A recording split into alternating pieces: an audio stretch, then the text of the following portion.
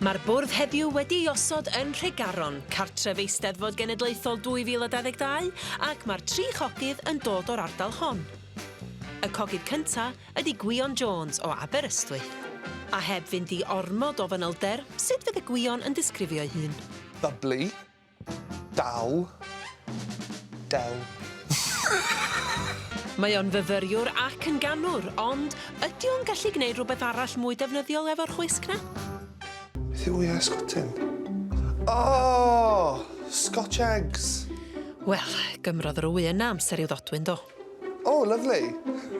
O'n i'n meddwl mae just sausage, efo wy a breadcrumbs o dde. O'n i'n meddwl...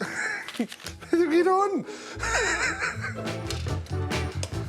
O, mae un o'n wedi craco. Wel, dyna i chi sioc.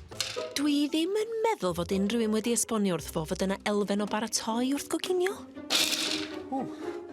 Y cogydd nesa yw Emyr Lloyd. Mae'r bocs ma. Diolch yn fawr. Mae Emyr yn llyfrgellydd. O leia fydd o'n medru darllen resides hyd yn oed os na allo gau drws. Yn dda yn y gegin, Emyr? Yn ymhen bach i, wy'n eitha da yn goginio.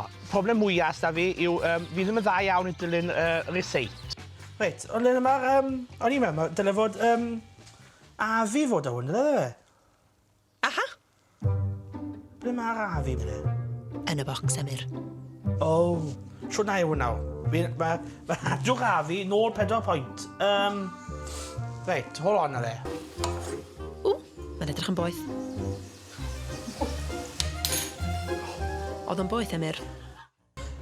Sa'i rôl neu hwn o blaen, ond mwyn y thebyg i coginio, i caledu'r gwylo ofan soggy bottoms yn fe. Mae'n fod mwgi fyna, lefyn, blws. Y trydydd cogydd ydy Nerys Williams.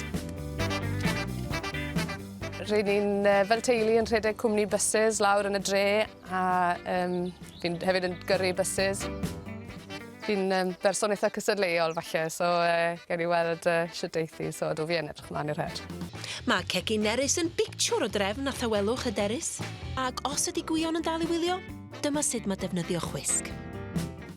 Wneud pwdin fel hyn yn atgoffa fi o amser wnaethon ni cystadleuaeth coginio yn y rali un blwyddyn. A ni'n coginio gyda Emyr Lloyd a oedd e'n whip o cream. A gwmpodd e'r whisk i'r llawr, cododd e'r whisk yn olan, a sychu ddi'n ei ffedog a cadw i fynd. Di Nerys ddim yn sylweddoli mae'r un Emyr Lloyd sydd wrthi'n paratoi'r beef Wellington. Chwbl sy'n dachrau fi eitha messy. Mae dachrau datblygu ma.